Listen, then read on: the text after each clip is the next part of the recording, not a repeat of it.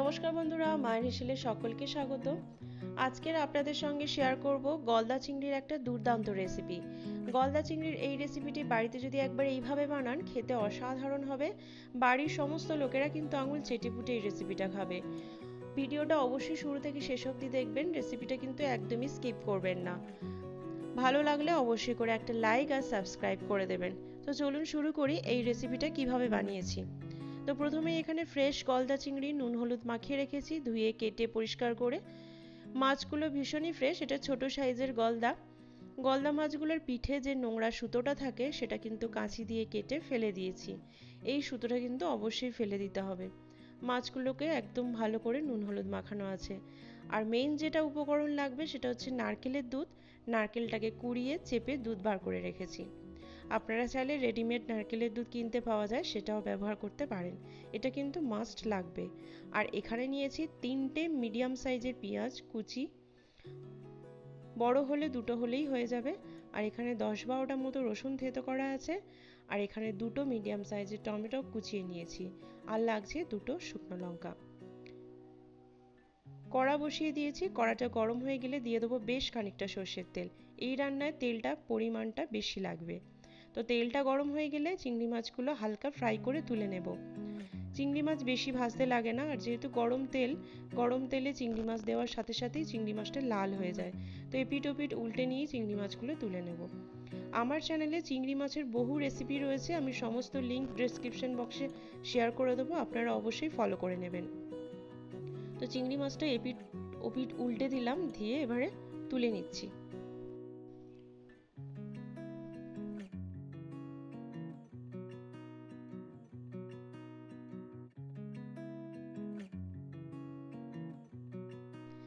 এবার বাকি যে চিংড়ি মাছগুলো ছিল সেগুলো একই রকমভাবে ফ্রাই করে তুলে নেব। আর গলদা চিংড়ির যে সুরগুলো হয় সেগুলো কিন্তু খেতে ভীষণ ভালো লাগে, ভিতরে কিন্তু অনেক জুস থাকে, অনেক ঘি থাকে। তো সেগুলো চিংড়ি মাছের সঙ্গে ভেজে নিচ্ছি। তো সব ভাজা হয়ে গেছে, সবগুলো এবার তুলে নেব। খুব সুন্দর লাল করে ভাজা হয়ে গেছে। এবার ওই তেলের মধ্যেই 2টো তেজপাতা ছিঁড়ে দিলাম আর 2টো শুকনো লঙ্কা দিয়ে দিলাম, দিয়ে ভালো করে ভেজে নেব। আর এখানে আমি গোটা গরম মশলাও দিয়েছিলাম, হয়তো স্কিপ করে গেছি। এখানে দেখতেই পাচ্ছেন দারচিনি, 4টে মতো এলাচ আর 2টো দারচিনি দেওয়া রয়েছে, সেটা ভেজে নিয়েছিলাম। আর তার মধ্যেই দিয়ে দিলাম কুচনো পেঁয়াজ। কুচনো পেঁয়াজগুলো ভালো করে ভেজে নেব লাল করে। এরপরে দিয়ে দিলাম থেতো করে রাখা রসুন।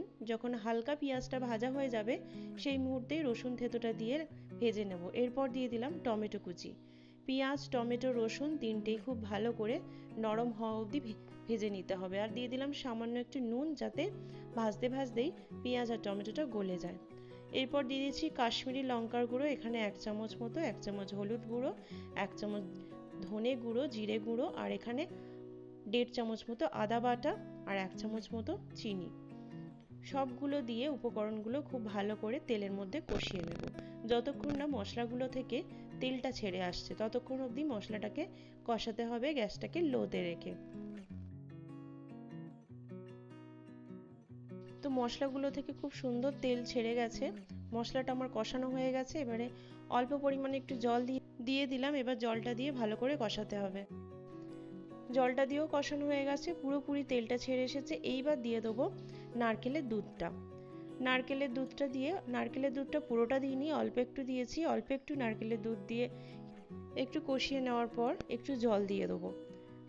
জল দিয়ে একটু ফুটে উঠলেই ভাজা চিংড়ি মাছগুলো উপর থেকে দিয়ে দেবো, দিয়ে কিছুক্ষণ ফুটতে দেবো।